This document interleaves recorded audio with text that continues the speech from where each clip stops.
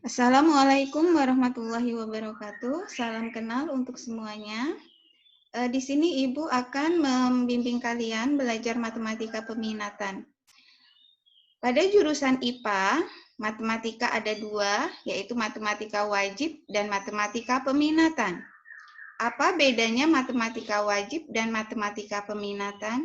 Matematika wajib adalah matematika yang harus dipelajari oleh semua siswa pada jenjang sekolah tingkat atas, baik itu jurusan IPA, jurusan IPS, jurusan bahasa, ataupun SMK. Tetapi kalau untuk matematika peminatan adalah matematika yang harus dipelajari oleh anak jurusan IPA. Jadi bukan berarti kalau minat diambil, kalau nggak minat enggak.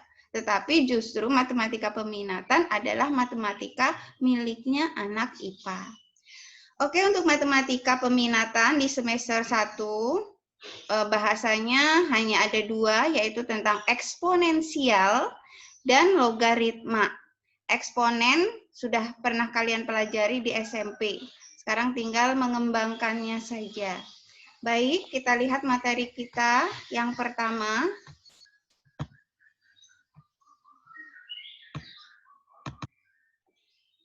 Oke, eksponensial.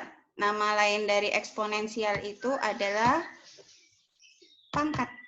Ya. Eksponen dinamakan bilangan berpangkat. Bentuk umumnya adalah A pangkat N.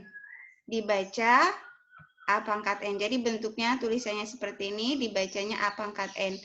A merupakan bilangan pokok atau basis, sedangkan N adalah pangkatnya atau eksponen. Contoh bilangan berpangkat yaitu ini. Oke. Ini sebenarnya sudah pernah kalian ketahui di SMP.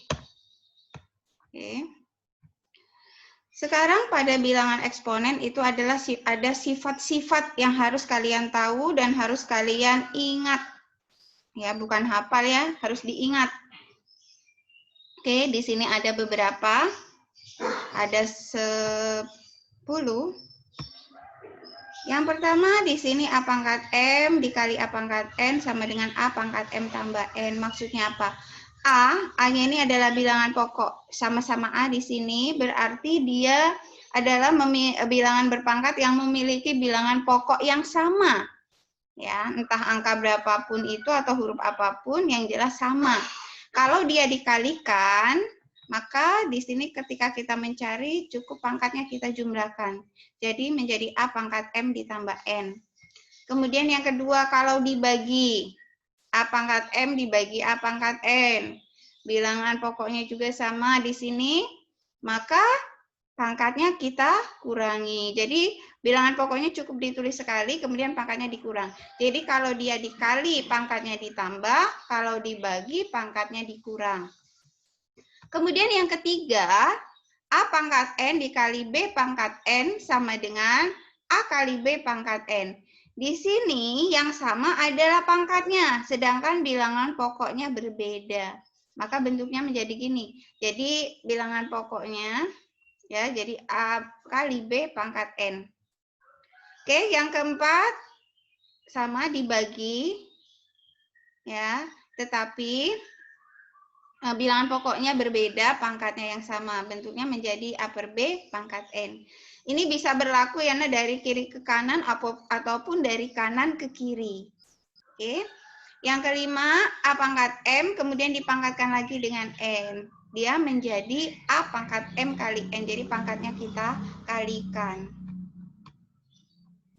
Untuk sifat yang selanjutnya, yang keenam di sini A pangkat 0 sama dengan 1.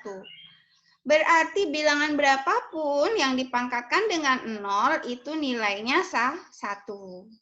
Yang ketujuh, ini bentuk akar ya, kita ubah menjadi bentuk berpangkat atau bentuk eksponen. Akar pangkat N dari A pangkat M itu sama dengan A pangkat M per N. Jadi pangkat yang ada di dalam tanda akar itu jadi pembilangnya, sedangkan yang di luar tanda akar di sini itu menjadi penyebutnya. Jadi akar pangkat N dari A pangkat M sama dengan A pangkat M per N. Jadi jangan sampai terbalik. pangkat yang ada di dalam tanda akar menjadi pembilang, sedangkan yang di luar tanda akar sebagai penyebut.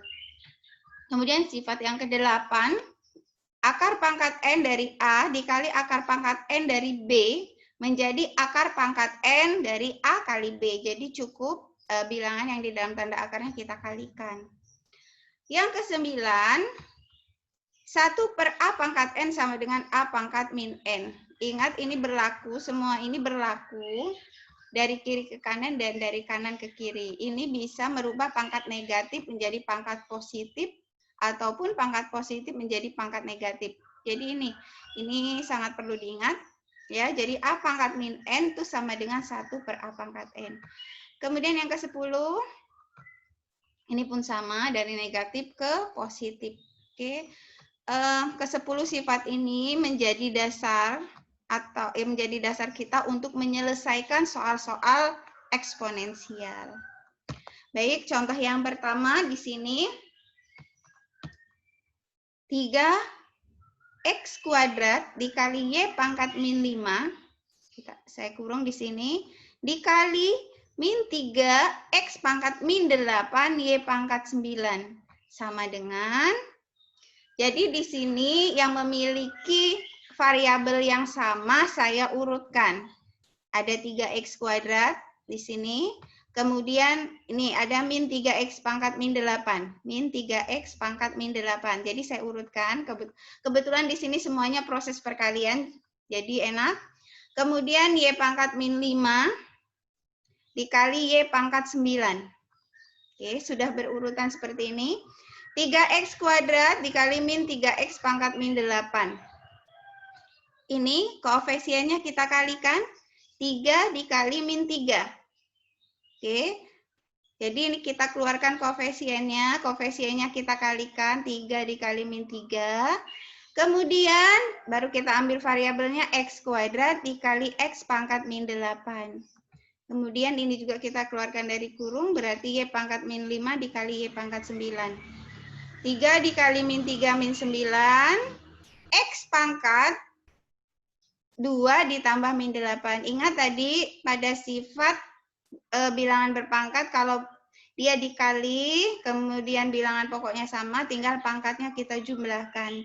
Jadi X pangkat 2 ditambah min 8. 2 ditambah min 8. Dikali Y pangkat min 5 ditambah 9. Kita terus kerjakan sampai sesederhana mungkin. Min 9, X pangkat min 6. Min 6 ini kita dapatkan dari 2 ditambah min 8. Y pangkat 4 kita dapatkan dari min 5 ditambah 9. Kemudian di sini ada X pangkat min 6. Kebetulan di sini pangkatnya masih negatif. Kita ubah menjadi bentuk positif.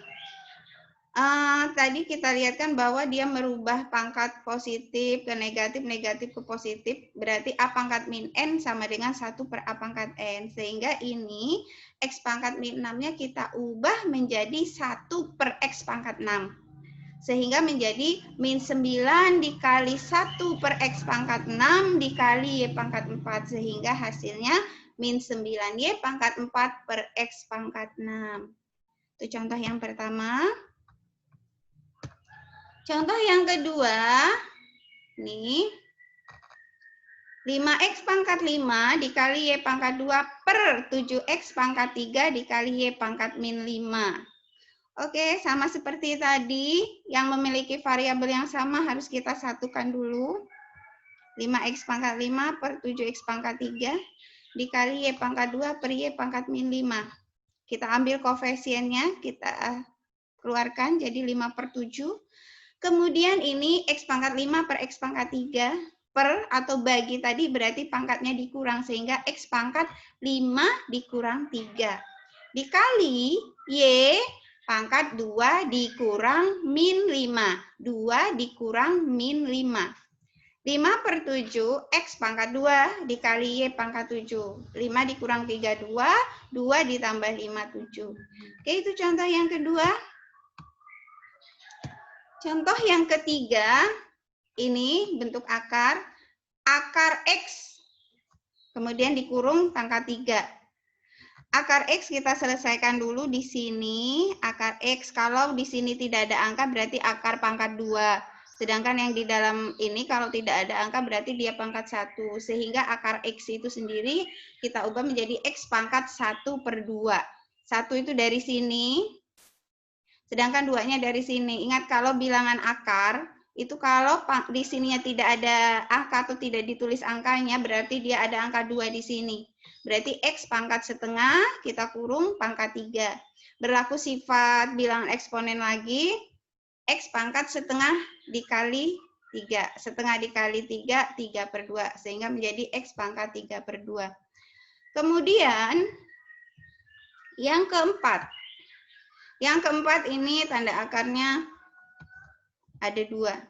Akar pangkat 6 dari akar pangkat 4, X kuadrat. Jadi, ini kita kalikan dulu ya, pangkat akarnya. Pangkat dari akarnya kita kalikan yaitu 6 kali 4 akar X kuadrat. 6 kali 4 24 sehingga bentuknya menjadi akar pangkat 24 dari X kuadrat. Sama dengan kita keluarkan X pangkat 2/24 ya. Ingat yang di dalam pangkat yang ada di dalam tanda akar sebagai pembilang, sedangkan yang di luar tanda akar sebagai penyebut. X pangkat 2/4 kita sederhanakan menjadi 1/12, sehingga X pangkat 1/12 sama dengan akar pangkat 12 dari X ya. Di sini satunya tidak perlu ditulis. Demikian untuk pelajaran hari ini. Semoga kalian bisa paham. Kalian pelajari dengan seksama, benar-benar dimengerti. Masih banyak contoh-contoh yang lain. Kalian bisa buka Google tentang materi ini, ataupun kalian bisa pelajari di buku matematika. Nanti ada tugas yang harus kalian kerjakan, ya, dan dikumpul melalui web ataupun classroom yang sudah ada. Untuk hari ini cukup sekian. Assalamualaikum warahmatullahi wabarakatuh.